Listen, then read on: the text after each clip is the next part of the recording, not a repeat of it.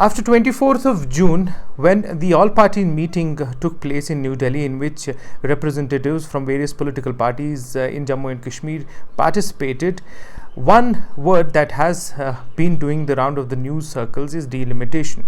So what is this delimitation? Who is carrying out this process? What's the importance of this exercise? Why is it being held? And what's the background? I am going to tell you all about that in this video. My name is Shujaul Haq. So Delimitation Commission has been set up after the Jammu and Kashmir Reorganization Act 2019 was passed in the Parliament. We all know that this was done when the big decision of removing Article 370 and the special status of erstwhile state of Jammu and Kashmir was done by the central government. Soon after this decision was carried out, the government also announced that they will initiate the process of delimitation in Jammu and Kashmir. So basically, delimitation is an exercise by which there is a likelihood of addition of close to 7 seats to the existing assembly seats in the Union Territory, which stands at 83 at this point of time. The erstwhile state of Jammu and Kashmir had 87 seats where elections would be held, but since that state was divided into 2 union territories and the region of Ladakh was taken away, 4 seats which used to be in Ladakh region have been subtracted, and there are 83 seats at present. So if 7 more seats are added, those will be added between Jammu region as well as Kashmir region. So Delimitation Commission is set up. Who are the part of this Delimitation Commission? Retired Supreme Court Judge Justice Ranjana Desai is the chairperson of this commission. The commission has as its associate members 5 parliamentarians from this region, which include 3 from the National Conference who come from Kashmir division, while as 2 are from the Jammu division and they belong to Bharatiya Janata Party.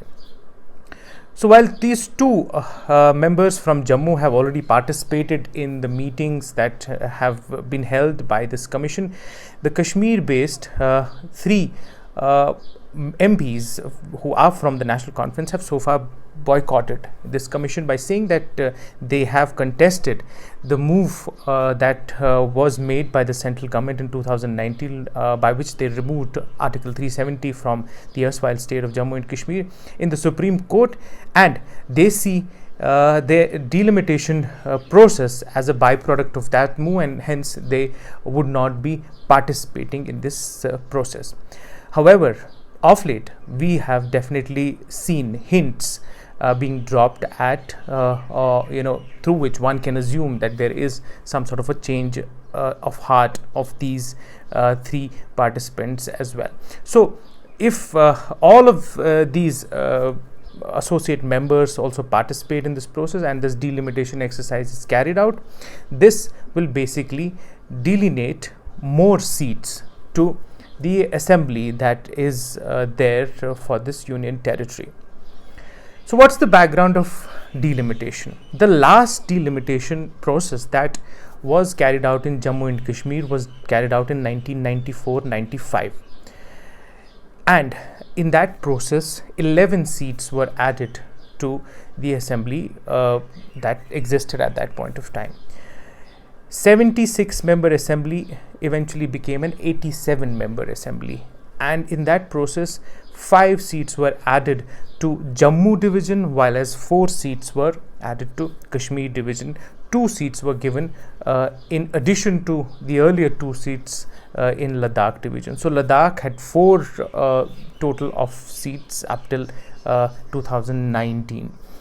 So there was an assembly of 87 members where elections were held. In total, if you see, there are 24 other seats which are kept vacant or reserved for the Pakistan occupied region.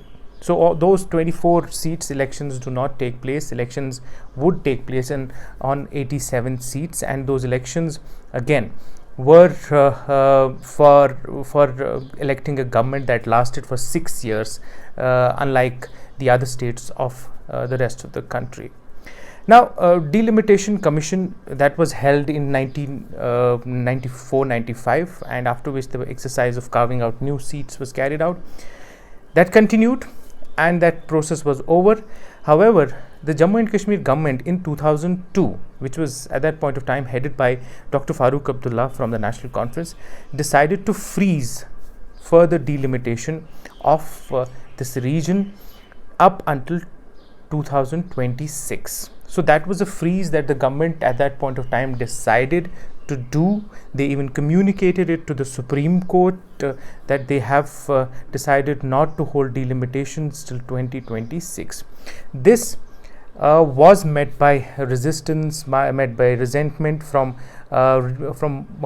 leaders, particularly from Jammu division, who have felt that their division does not have equal number of seats, and they feel that that is the reason why there is dominance in terms of politicking from Kashmir division. However, there is a technical reason to why Kashmir division has had more seats. Kashmir has had more number of people in terms of population. Kashmir has more people in its division than the Jammu division. Even though Jammu in terms of area is wider than Kashmir division, however, the population density is more in Kashmir, and that's the reason why there were more seats in the assembly of Jammu and Kashmir to Kashmir division. Whether that's going to change now or not is something that we will have to see. This commission is basically taking into account the population that was accounted for, or the census that was done in 2011. Even though a fresh census is likely to happen this year, 2021, but Government of India decided to carry out the delimitation commission even before the new census, and it would base its opinion on the census that has already been done in 2011. Several conversations have happened as to what could be the outcome of this delimitation commission. Where will these seats go? Whether they will go to Jammu division or whether they will be given to Kashmir area. What will be the basis of carving out these seats? In normal circumstances, or what one would call it in a usual circumstance, the process of delimitation actually takes into account the population density. However, it's up to the commission how they devise their methodology to arrive at their conclusions. There have been conversations, particularly from leaders from the Jammu division, who have suggested that other factors should be taken into consideration. For example, administrative units, their boundaries, ethnicity, etc. When they eventually land up at a conclusion, a report that will eventually be formed. What exactly will come out of that report is something that we will have to see. But this process does definitely seem to be at the center stage of the conversation that the central government is holding at this point of time. If one notices the meeting that happened on 24th of June also had this at the center stage when it comes to the perspective that the central government put in place. We saw the Home Minister later on putting out his statement saying that the focus was on carrying out the delimitation and then holding elections, and then perhaps talking about this return of statehood to this entire region of Jammu and Kashmir. So it is definitely going to be a very, very well focused task where everyone's eyes would remain fixated.